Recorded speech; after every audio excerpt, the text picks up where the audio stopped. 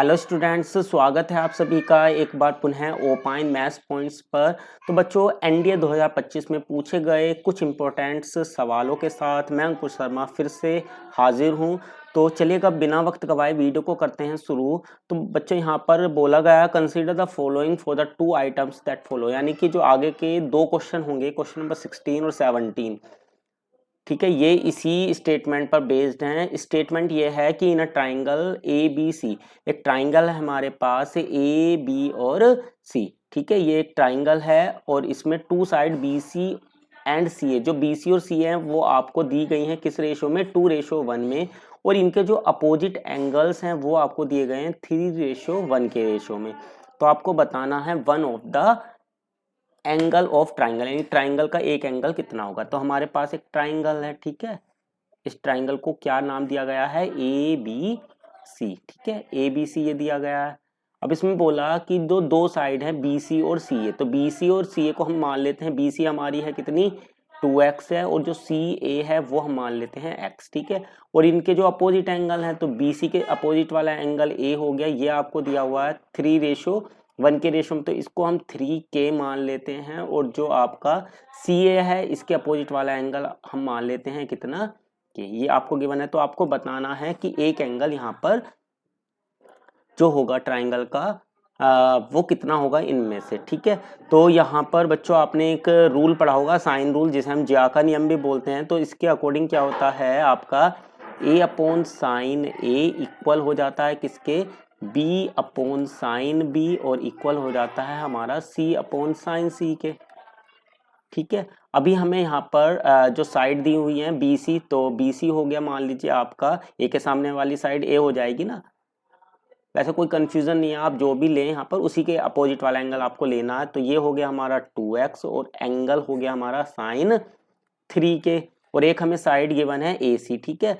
तो ये हो गया हमारा x और इसके अपोजिट वाला एंगल हो गया हमारा कितना k। तो साइन k के बराबर यहाँ से हो जाएगा, x से x तो कैंसिल आउट हो जाएगा, तो यहाँ से हमें मिल जाएगा 2 साइन k किसके इक्वल, साइन 3k के इक्वल। अभी यहाँ पर हम क्या करेंगे, साइन 3 का फॉर्मूला खोल देंगे, 3 साइन ए और माइनस का 4 साइन क्यूब ए, क्लियर। अभी यहाँ से आपका क्या होगा बच्चों, जो साइन है इसको हम सबको वन साइड करेंगे, तो हमें यहाँ से मिलेगा 4 साइन क्यूब ए माइनस का साइन के इक्वल टू में 0, ठीक है, ये मिल जाएगा। यहाँ से साइन के हमारा आ जा रहा है कॉमन, तो साइन के कॉमन आ जाएगा, तो ये हो जाएगा 4 साइन स्क्वायर के माइनस का 1 इक्वल टू में 0।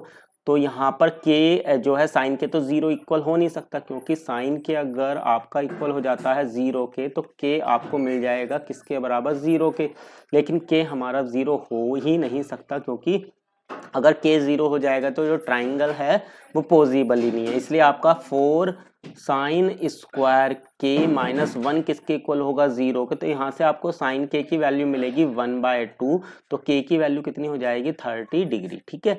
तो के हमारा 30 डिग्री हो जाएगा, तो जो एक एंगल होगा इस ट्राइंगल का वो कितना होगा, 30 डिग्री। तो क्वेश्चन नंबर 16 का ऑप्शन नंबर जो बी होगा वो आपका करेक्ट हो जाएगा, ठीक है बच्चों। अब अगर आपका के 30 हो गया तो एंगल बी तो आपका 30 हो जाएगा, ठीक है। और जो एंगल ए होगा वो कितना हो जाएगा, आपका 90 डिग्री हो जाएगा। और जो एंगल सी होगा ये हमारा हो जाएगा कितना, 60 डिग्री। अब चलते हैं क्वेश्चन नंबर 17 की तरफ। तो क्वेश्चन नंबर 17 में बोला गया है कि आपको बताना इनमें से कितने स्टेटमेंट आपके करेक्ट हैं। तो पहला स्टेटमेंट ये है कि the triangle is right angle, तो जो ट्राइंगल है वो राइट एंगल ट्राइंगल है, तो ये बात तो आपकी करेक्ट है। ये अभी हमने यहाँ पर फाइंड आउट भी करा था कि जो आपका एंगल ए है वो हमारा कितना होगा, 90 डिग्री। तो पहला स्टेटमेंट तो ठीक है। अगला स्टेटमेंट है one of the side of the triangle is 3 times the other, यानी कि एक साइड जो होगी वो 3 टाइम्स होगी अदर की। तो ये स्टेटमेंट आपका गलत है। आपको यहाँ से जो अभी तक हमने इंफॉर्मेशन कलेक्ट किया उससे भी क्लियर हो रहा होगा। तो सेकंड स्टेटमेंट आपका करेक्ट इनकरेक्ट है, और इसमें बोला A C B of the triangle are in A P, यानी कि जो ए सी बी है वो ए पी में है। तो यहाँ पर ये नोट करने वाली बात है, जो एंगल ए है वो हमारा कितना है, 90 डिग्री, और जो सी एंगल है वो हमारा है 60 डिग्री, और जो बी एंगल है वो हमारा आया है कितना, 30 डिग्री, ठीक है। एंगल ए है 90, सी हमारा आया है 60 और जो बी एंगल है वो हमारा है कितना 30 डिग्री। तो यहाँ से देख पा रहे होंगे कि ये जो आपके एंगल्स आए हैं वो किस में हैं, आपके एपी में हैं।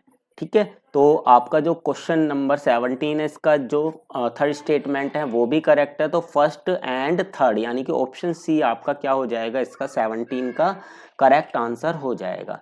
चलेगा, अब नेक्स्ट क्वेश्चन को ले लेते हैं। क्वेश्चन नंबर होगा 18।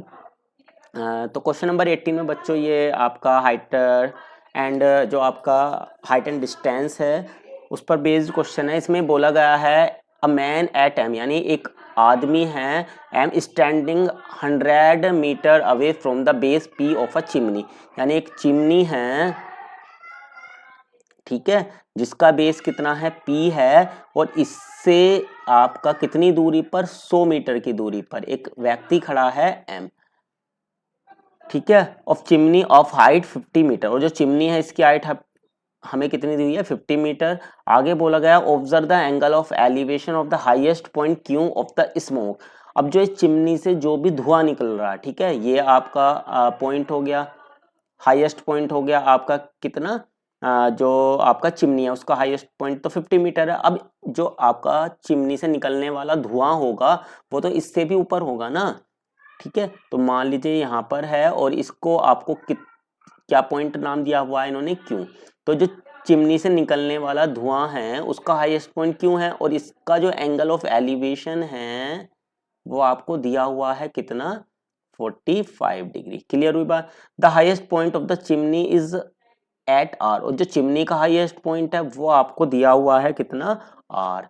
Further P R and Q, जो पी आर और क्यू है वो आपका क्या बनाते हैं, एक सीधी रेखा बनाते हैं, स्ट्रेट लाइन बनाते हैं, and the straight line is perpendicular to the PM, और जो स्ट्रेट लाइन है वो पीएम पर क्या है परपेंडिकुलर है, यानी ये 90 डिग्री का एंगल बनाती है। तो आपको बताना है what is the angle R M Q.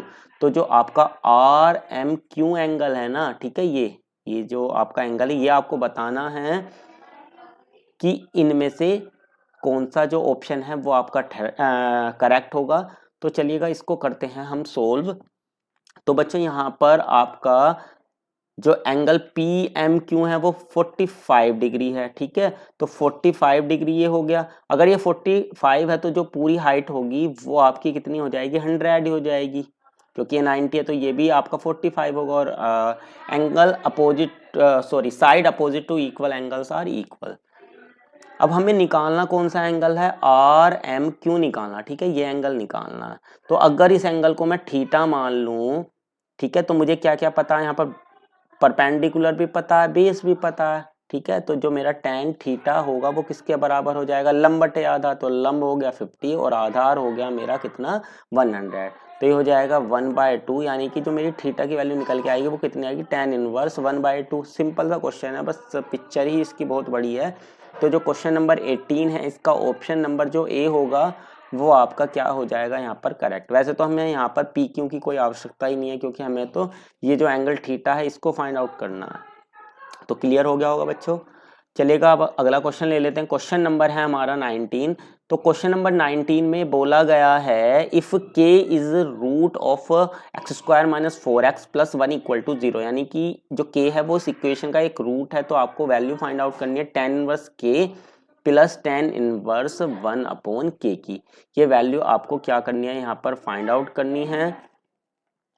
तो चलिएगा इसको सोल्व करते हैं। तो सबसे पहले बच्चों यहाँ पर tan inverse k plus tan inverse 1/k हमें फाइंड आउट करना है। तो यहाँ पर अगर मैं क्या करता हूँ tan inverse a plus tan inverse b का फॉर्मूला अप्लाई करूँ तो ये मुझे मिलेगा tan इनवर्स a प्लस का b/में 1 माइनस का ab, ये मिल जाएगा यहाँ से मुझे। तो k से k तो कैंसिल आउट हो जाएगा और नीचे आपका 0 बनेगा। अब ये ऊपर वाली जो टर्म है ये कभी 0 तो होगी नहीं, ठीक है, क्योंकि k इसका रूट है, भले ही कैसा भी रूट निकले आप फाइंड आउट कर सकते हैं, लेकिन 0 तो आएगा नहीं, ठीक है।